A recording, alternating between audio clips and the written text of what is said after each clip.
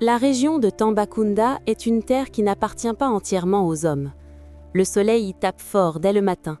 La latérite rouge colle aux pieds et aux habits. Les baobabs géants se dressent seuls dans la savane comme des vieux qui refusent de mourir. Les termitières montent haut, droites, orange pâle sous la lumière. Les oiseaux y sont nombreux, des rolliers bleus, des tisserins dorés, des vautours qui tournent haut dans le ciel sans raison apparente. L'air, ici, sent la sève, la poussière et quelque chose d'autre, quelque chose qu'on ne peut pas nommer, quelque chose d'ancien. Les gens de Tambacounda savent que la terre parle. Ils savent qu'il y a des endroits où on ne s'assoit pas sans demander la permission, des arbres qu'on ne coupe pas, des heures où on rentre chez soi sans discuter. C'est une région de beauté et d'avertissement. Ceux qui écoutent vivent longtemps.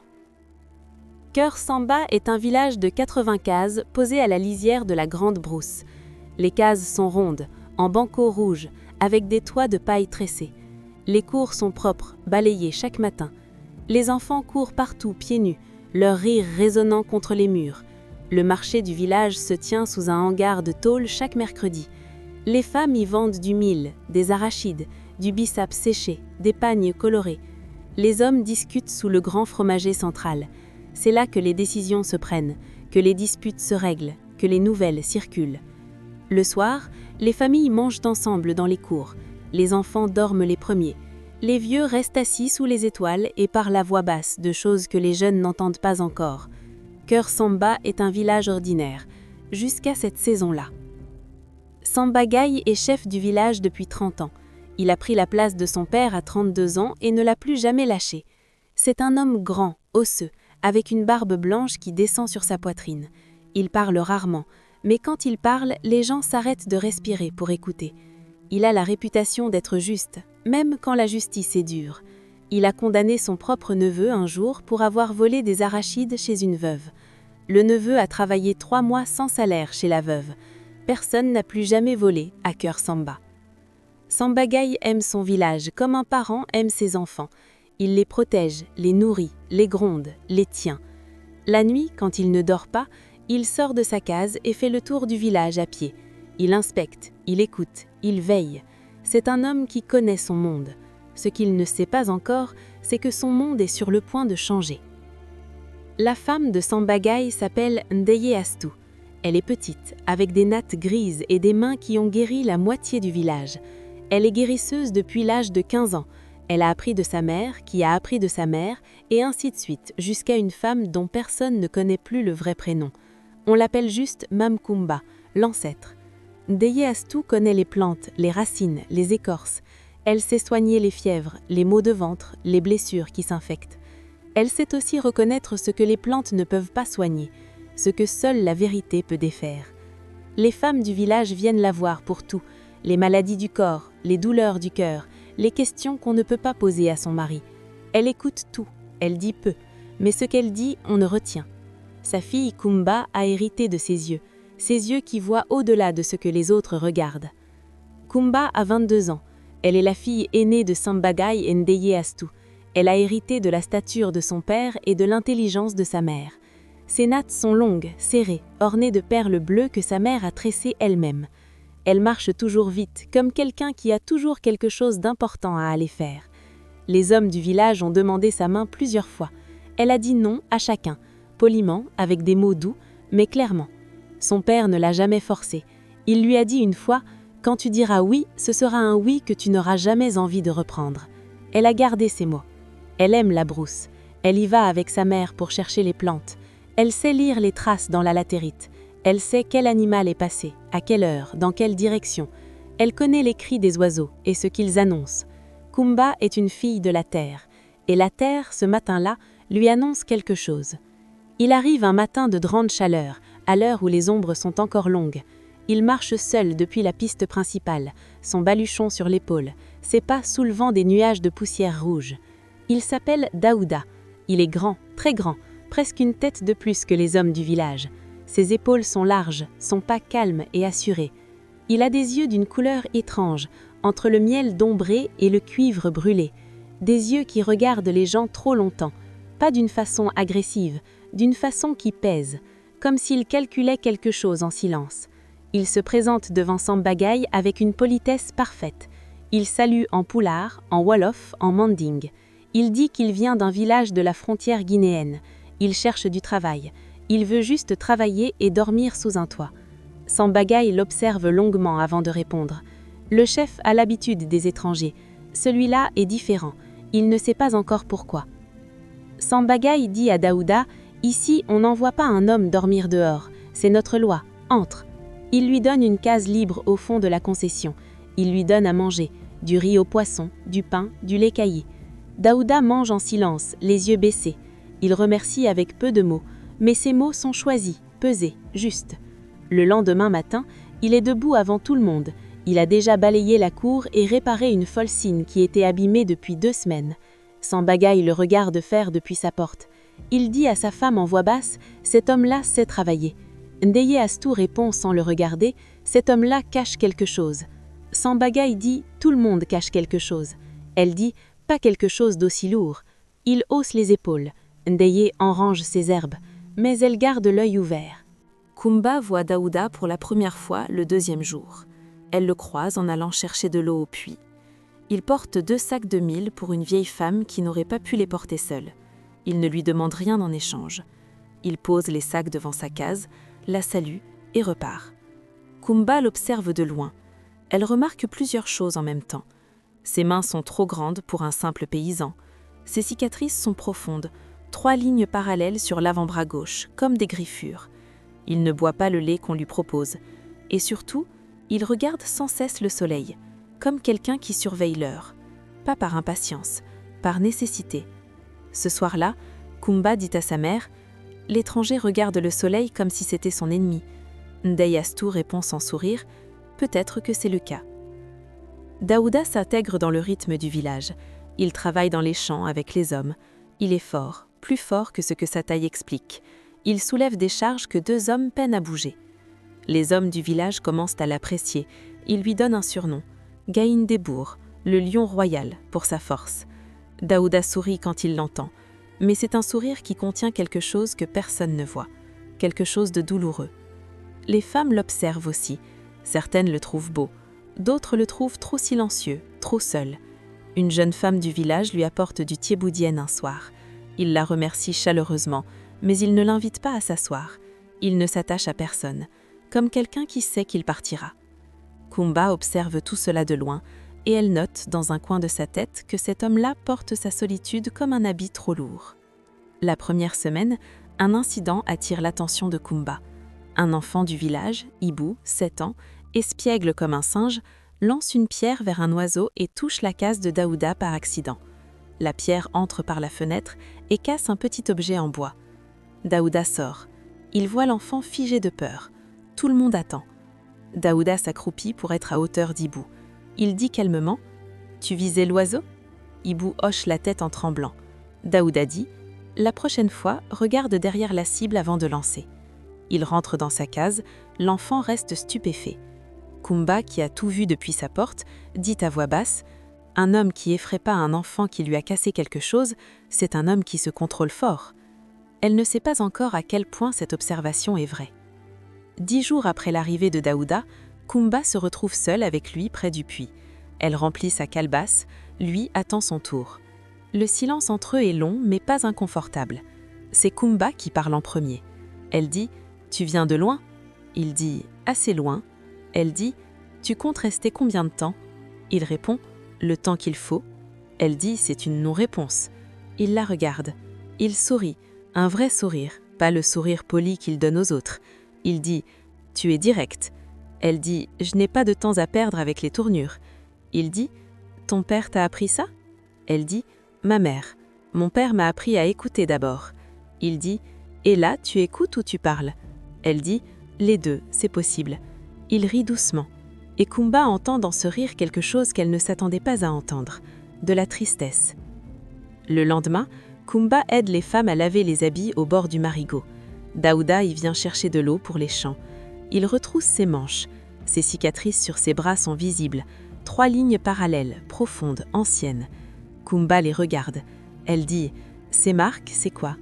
Daouda baisse les yeux sur ses bras. Il dit doucement « Une vieille histoire ». Elle dit « Une vieille histoire qui a laissé 3 griffures parallèles ?» Il remonte ses manches. Il dit « Kumba, certaines questions ont des réponses que tu ne veux pas entendre. » Elle dit « C'est moi qui décide ça. » Il la regarde longuement. Puis il dit « Pas aujourd'hui. » Et il repart avec ses seaux. Kumba reste au bord du marigot. Elle regarde l'eau. Elle pense. Une femme à côté d'elle dit « Laisse cet homme, Kumba. Il y a quelque chose d'étrange en lui. » Kumba répond « L'étrange, ça m'a toujours intéressé plus que l'ordinaire. » Kumba commence à noter l'heure à laquelle Daouda quitte les champs chaque soir. Toujours la même. 1 heure avant le coucher du soleil, jamais plus tard. Toujours. Elle fait semblant de ne pas remarquer, mais elle note.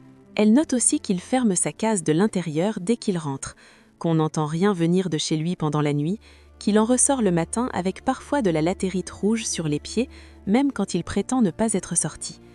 Un soir, elle croise son regard au moment où il rentre. Il s'arrête.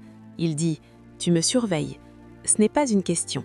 Elle dit « J'observe, c'est différent. » Il dit « Pourquoi ?»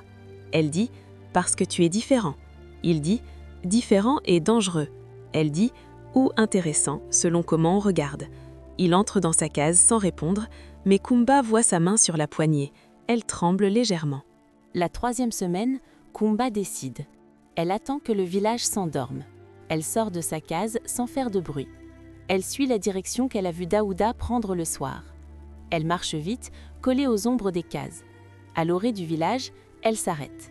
Elle entend un souffle, profond, régulier, comme un animal qui dort mais ne dort pas vraiment. Elle avance encore. Derrière le grand fromager du bord, elle voit Daouda. Il est debout, face à la brousse, dos à elle. Il enlève son boubou lentement, comme un homme qui se prépare à quelque chose de douloureux. Kumba se fige. Son cœur bat fort, mais elle ne fait pas un bruit. Et puis, elle voit. Le corps de Daouda commence à changer. Ses épaules se dilatent, ses bras s'épaississent, sa peau disparaît sous une fourrure fauve et épaisse. En quelques secondes, un lion immense se dresse à l'endroit où l'homme se tenait. Kumba ne crie pas. Ses jambes ne la portent plus, elle s'appuie contre l'arbre. Et le lion tourne la tête vers elle. Le lion la regarde. Ses yeux sont couleur de miel et de cuivre brûlé. Les yeux de Daouda, exactement. Kumba soutient ce regard. Elle ne sait pas pourquoi elle ne fuit pas. Peut-être parce que ses jambes refusent. Peut-être parce que quelque chose en elle reconnaît que dans ses yeux d'animal, il y a encore un homme qui regarde. Le lion reste immobile 10 secondes. 10 secondes qui durent une vie. Puis il grogne doucement, tourne la tête et disparaît dans la brousse noire. Kumba reste appuyée contre l'arbre encore longtemps après. Elle tremble, elle pleure un peu. Pas de peur, d'autre chose. De quelque chose qu'elle ne sait pas encore nommer. Elle rentre chez elle, elle s'allonge sur sa natte, elle fixe le toit de paille. Et elle pense à ses yeux, toute la nuit. Ses yeux d'homme dans une tête de lion. Elle pense, un homme qui devient bête la nuit, mais qui garde ses yeux d'homme. C'est un homme qui se bat, chaque nuit, seul. Le lendemain, Kumba cherche Daouda des yeux dès le matin. Elle le trouve dans le champ du bas, seul, la houe à la main. Elle marche vers lui d'un pas décidé. Il l'entend venir. Il se redresse. Il voit son visage. Et il sait. Son visage se ferme immédiatement. Il dit avant qu'elle parle « N'approche pas ». Elle continue d'avancer. Elle dit « Je t'ai vu cette nuit ». Il lâche la houe. Un silence de pierre. Puis il dit très lentement « Qu'est-ce que tu veux ?» Elle dit « Comprendre ». Il dit « Il n'y a rien à comprendre. Va-t'en, Kumba ». Elle dit « Un homme qui se bat seul toutes les nuits depuis combien d'années ?» Il se retourne brusquement. « Comment tu sais que je me bats ?» Elle dit « J'ai vu tes yeux dans la brousse. Ce n'étaient pas les yeux d'une bête, c'étaient les tiens. » Daouda la regarde longuement. Sa mâchoire se serre. Il dit d'une voix basse et cassée « Tu n'aurais pas dû voir ça. » Elle dit « Mais j'ai vu, et maintenant dis-moi. » Il s'assoit dans la poussière rouge du champ, loin des autres. Daouda parle longtemps. Il dit « Mon arrière-grand-père s'appelait Mamadou Baldé. C'était un chasseur, un grand chasseur. Il était respecté dans tout son pays. » Il marque une pause. Un jour, il a trahi un homme sage, un homme qui connaissait les forces de la nuit. Il lui a volé sa chasse, il a pris sa femme, il a menti devant tout le village. Il regarde ses mains. L'homme sage est mort dans la misère. Mais avant de mourir, il a dit une malédiction.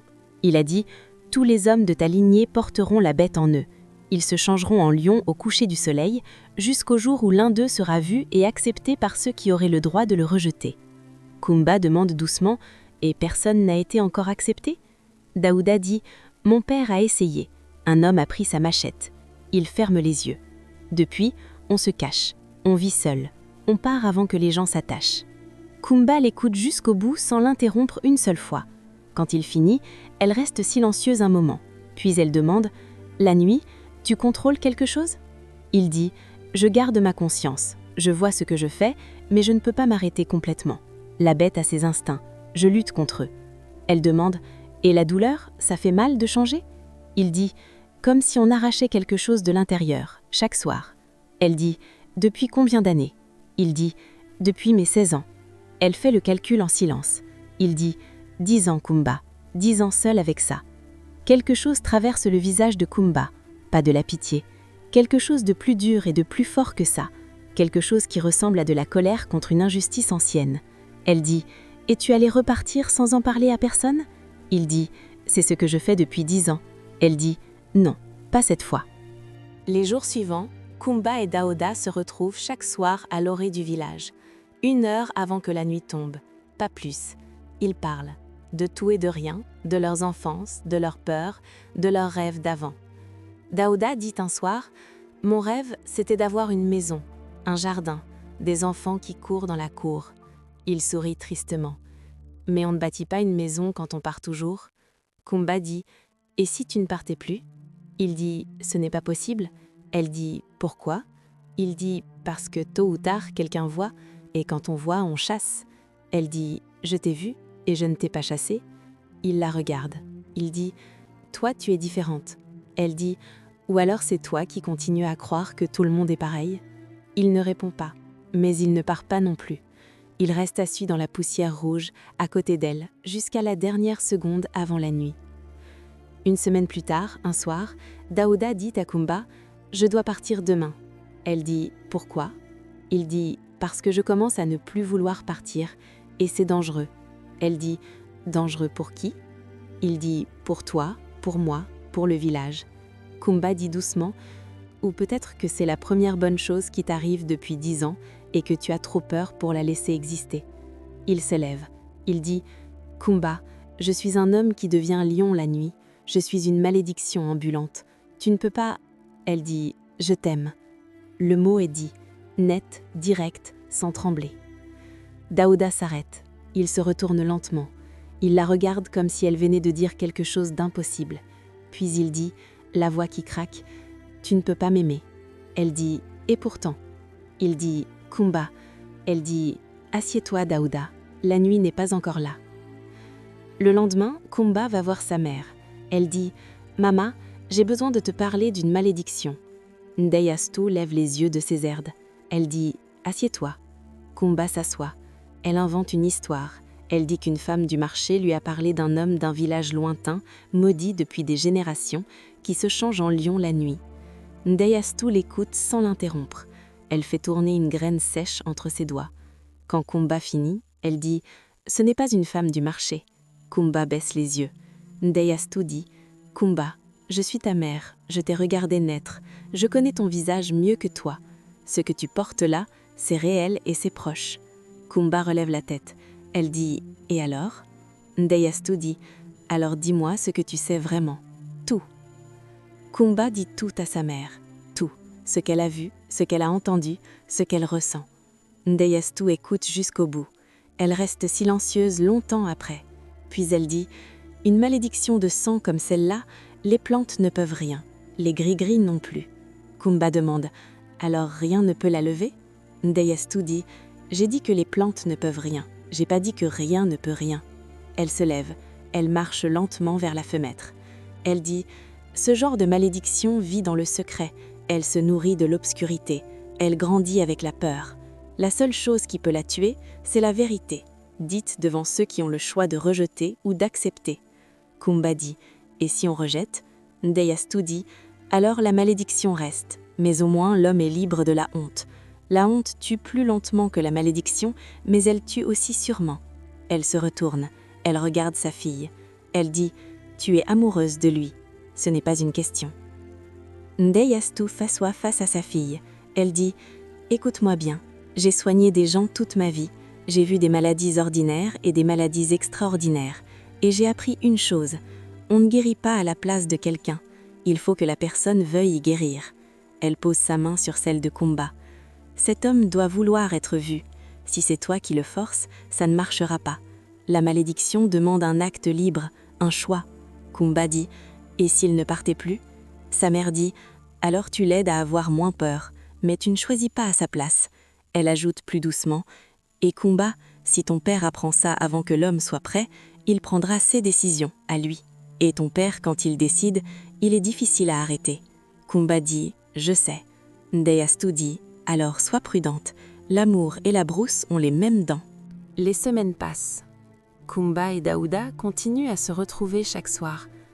Leur amour grandit doucement, prudemment, comme une plante dans une terre incertaine. Daouda commence à sourire plus souvent, pas le sourire poli du début, un vrai sourire, large et rare. Il raconte des histoires de son enfance. Il parle de sa mère qu'il a perdue jeune, de son père qui lui a appris à lutter contre la bête avant de mourir à son tour.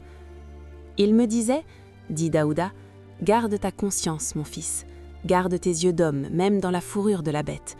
Tant que tu gardes tes yeux, tu n'es pas perdu. » Kumba dit, « Et tu as réussi ?»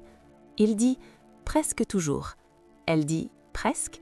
Il dit, « Il y a des nuits difficiles, des nuits où la bête veut plus que je ne veux lui donner. » Elle dit, « Ces nuits-là, qu'est-ce qui t'aide ?» Il dit, très bas, « Maintenant, pensez à toi. » Un soir, Kumba dit à Daouda, « Je veux te présenter à mon père. » Il se fige. Il dit, « Kumba ?» Elle dit, « Pas pour lui dire tout, juste pour qu'il te connaisse comme homme. » Il dit, « Et après ?» Elle dit, « Après, un jour, tu lui dis la vérité, tout. » Il dit, « Ton père me tuera. » Elle dit, « Mon père est un homme juste. » Il dit, « Un homme juste avec une lance reste un homme avec une lance. » Elle dit, « Il a aussi une tête et un cœur, je connais les deux. » Il dit, « Et s'il choisit la lance ?» Elle dit, « Alors j'aurai quand même essayé, et la vérité aura quand même été dite. » Daouda se lève, il marche 2 pas. Il se retourne. Il dit, « Tu réalises ce que tu me demandes ?» Elle dit, « Je te demande de choisir ta vie plutôt que ta peur, c'est tout. » Il dit rien pendant longtemps. Puis, « Donne-moi du temps. » Sambagaï n'est pas aveugle. Il a vu sa fille changer ces dernières semaines. Elle sourit plus, elle est distraite parfois. Elle rentre toujours juste avant la nuit, jamais après. Il a vu comment Kumba regarde Daouda quand elle croit que personne ne voit. Il dit à Ndeyastu en soir, « Notre fille est amoureuse de l'étranger. » Sa femme dit, « Je sais. » Il dit, « Tu savais depuis quand ?» Elle dit, « Depuis le début. » Il dit, « Et tu n'as rien dit ?» Elle dit, « Ce n'était pas mon histoire à raconter. » Sambagaï dit, « Cet homme, tu penses quoi de lui ?» Ndeyastu dit, « Je pense qu'il souffre d'une façon que la plupart des gens ne comprendraient pas. » Il dit, « Et notre fille ?»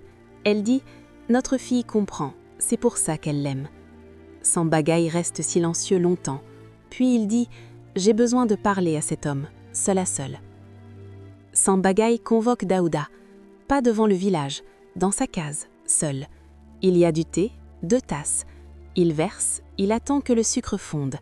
Il dit, « Tu travailles bien, les hommes te respectent. » Daouda dit, « Je les respecte aussi. » Sambagaï dit, « Ma fille te regarde d'une façon que je reconnais. Sa mère me regardait comme ça, autrefois. » Daouda dit rien. Sambagaï dit, « Je ne te demande pas de confirmer, je te dis ce que je vois. » Il boit son thé. Il dit, « Je suis chef depuis 30 ans. J'ai vu des hommes honnêtes et des hommes qui mentent bien. Toi, tu n'es ni l'un ni l'autre. Tu gardes quelque chose de lourd. » Daouda dit, « Tout le monde garde quelque chose. » Sambagaï dit, « Oui, mais certaines choses, si on les garde trop longtemps, elles finissent par éclater. Et quand ça éclate chez un chef de famille, ça fait des dégâts. » Daouda dit, « Je comprends. Non, pas encore. » La catastrophe arrive sans prévenir, comme elle arrive toujours. Une nuit de pleine lune. Le village dort, les feux sont allumés en cercle. Et puis, un rugissement, long, grave, qui fait vibrer les cases. Les chèvres hurlent, les chiens fuient. Une clôture tombe avec fracas. Les hommes se réveillent, les torches s'allument. Les mères serrent leurs enfants. Un deuxième rugissement, plus proche. Et puis les cris. Un gardien de nuit crie. On l'entend tomber. Les hommes courent vers lui. Ils le trouvent à terre, la jambe griffée. 3 marques profondes et parallèles. Du sang sur la latérite rouge. Le gardien dit en tel temps « Un lion énorme. Il était là. Il m'a regardé. Et il est parti dans la brousse. » Samba y arrive. Il voit la blessure. Il voit les marques. Il dit d'une voix froide de chef « Demain matin, on chasse. » Kumba est derrière sa porte. Elle a tout entendu. Elle voit les torches qui courent. Elle entend les voix des hommes. Elle voit son père, debout, droit, les mâchoires serrées. Et elle sait. Les 3 griffures parallèles. Elle sait. Elle ferme les yeux. Elle pense à Daouda, à ce qu'il a dit. Il y a des nuits où la bête veut plus que je ne veux lui donner. Cette nuit, quelque chose l'a fait déraper. Un bruit, une peur, un instinct. Elle ne sait pas. Mais le résultat est là. Un homme blessé, son père qui prépare une chasse. Et Daouda quelque part dans la brousse noire, seul, lion, sachant ce qu'il a fait. Elle pense à ce que sa mère lui a dit. La bête vit dans le secret. Elle se nourrit du silence. Et Kumba comprend que son silence à elle vient de mettre la vie de Daouda en danger. Elle est la seule à pouvoir agir, et elle doit agir avant l'aube. Quand le village se calme et que les feux baissent, Kumba sort. Elle court vers la brousse. La lune éclaire tout d'une lumière blanche et froide. Les hautes herbes lui fouettent les bras. Elle appelle à voix basse. « Daouda, Daouda, je sais que tu m'entends. » Silence. Puis un froissement. Le lion apparaît au bord des herbes. Il est immense sous la lune. Sa robe est fauve et ses yeux brillent. Kumba s'arrête. Elle reprend son souffle. Elle dit « Je sais ce qui s'est passé. Je ne te juge pas. Mais demain matin, mon père et tous les hommes du village viendront te chercher. Si tu es encore lion quand ils te trouvent, tu mourras. » Le lion grogne doucement. Un son bas, douloureux. Kumba avance d'un pas. « Je sais que tu m'entends à l'intérieur. Écoute-moi. Tu as le choix. Tu peux fuir cette nuit et continuer à te cacher, ou tu peux rentrer avec moi et laisser la vérité te libérer. » Elle pose sa main sur la tête massive. « Je suis là. Je ne partirai pas sans toi. » Le lion reste immobile sous la main de Kumba. Elle sent sa chaleur à travers la fourrure. Elle sent sa respiration, lente, lourde, comme une douleur que le corps porte. Et puis, doucement, le corps commence à changer. La fourrure recule. Les pattes redeviennent des mains. Le visage se transforme, d'abord la mâchoire, puis le front, puis les yeux. Et Daouda est là, à genoux dans la latérite, épuisé, couvert de sueur et de poussière. Il dit sans lever la tête « J'ai failli tuer un homme cette nuit. » Sa voix est cassée, brisée de l'intérieur. Kumba s'agenouille face à lui. Elle dit « Il est vivant. » Il dit « Grâce à quoi ?» Elle dit « À toi, tu t'es arrêté. La bête a voulu plus et toi tu as résisté. » Il dit « Pas assez. » Elle dit « Assez pour qu'il soit en vie ?» Il lève les yeux enfin. Ils sont rouges, épuisés, honteux. Il dit « Je dois partir, Kumba. » Elle dit « Non, tu dois rester et parler. » Daouda se lève. Il dit « Tu ne comprends pas. Si je reste, ton père me tuera. » Kumba se lève aussi.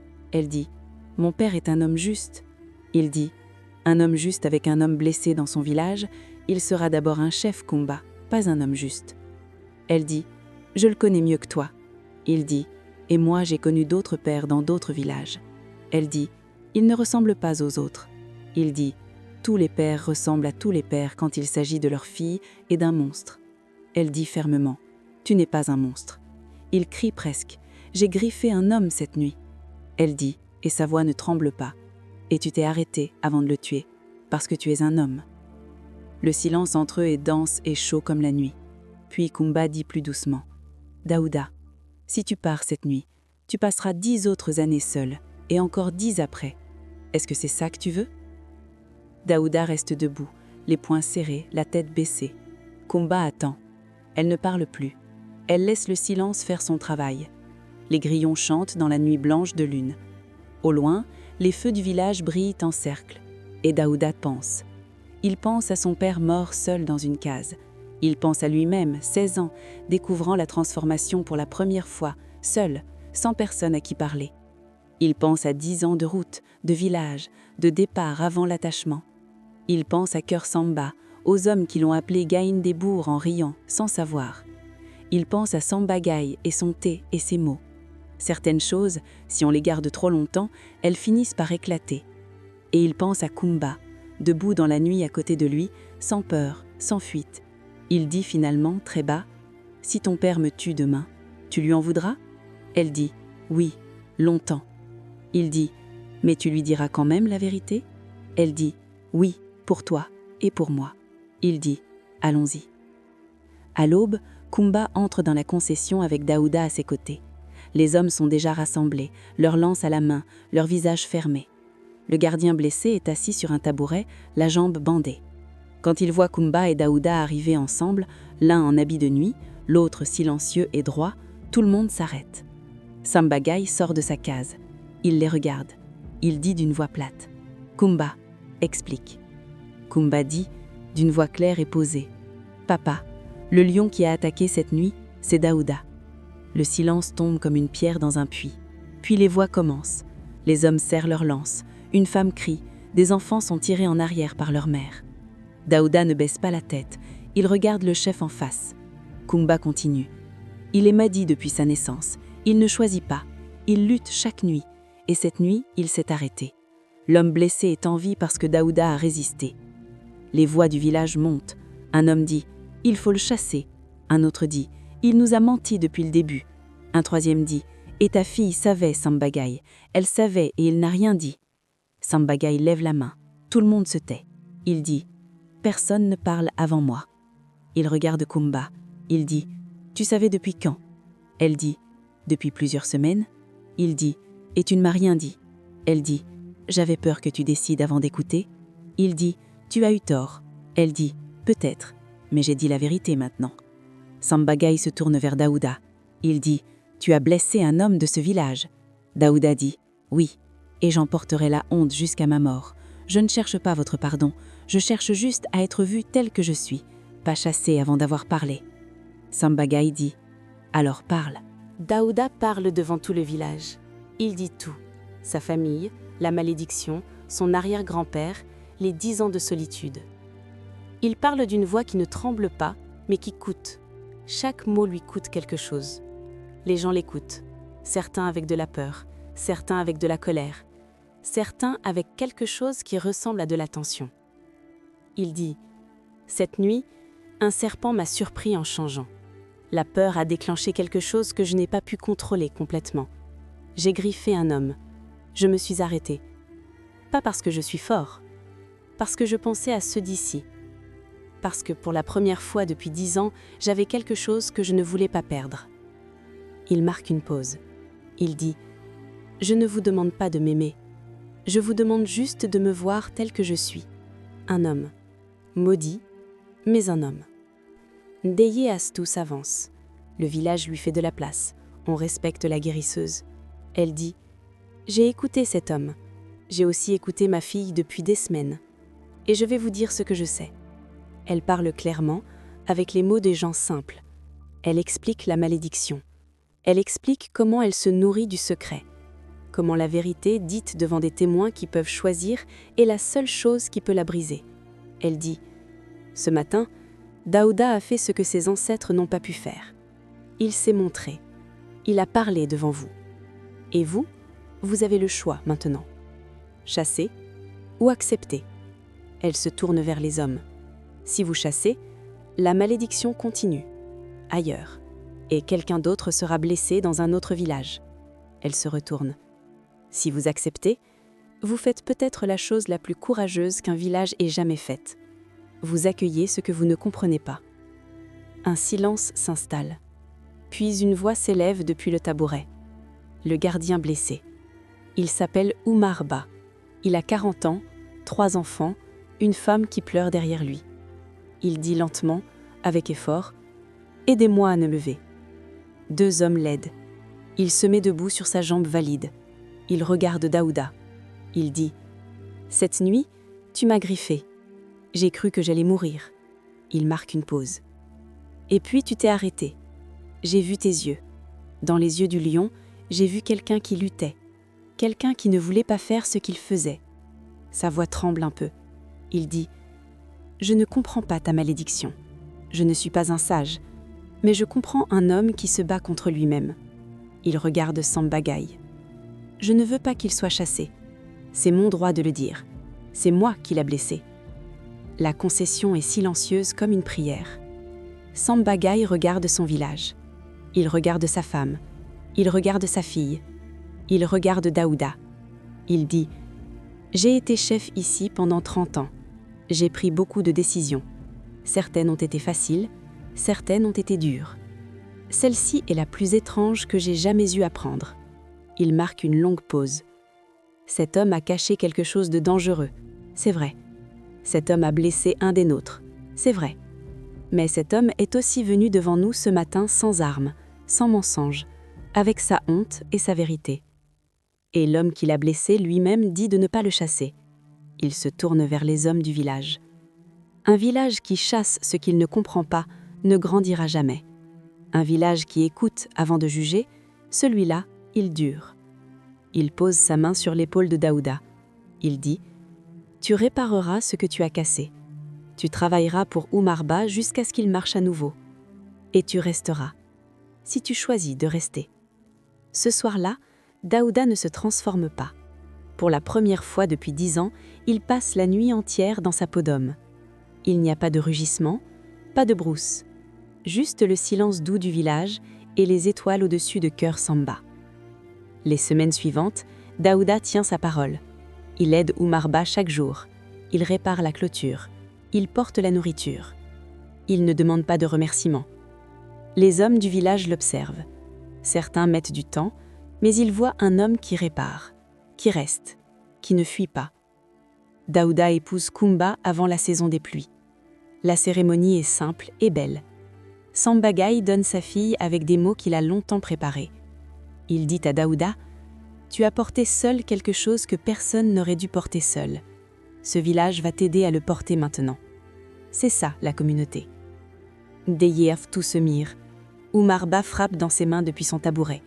Et Kumba, debout dans sa robe ébrodée, regarde son mari et voit, pour la première fois dans ses yeux, un homme enfin en paix avec lui-même. Dans le village de Cœur Samba, on raconte encore cette histoire le soir autour du feu. On la raconte aux enfants, on la raconte aux jeunes mariés, on la raconte aux hommes qui portent des secrets trop lourds. On dit que la malédiction de Daouda a duré 3 générations et que c'est une femme de 22 ans qui l'a brisée. Pas avec de la magie, pas avec des plantes, avec du courage et avec des mots dits à voix haute quand tout voulait qu'elle se taise. Le secret qu'on garde pour protéger finit par blesser plus que la vérité qu'on refuse de dire. Ce qu'on cache dans l'obscurité grandit. Ce qu'on dit à la lumière, même si ça fait peur, peut enfin guérir.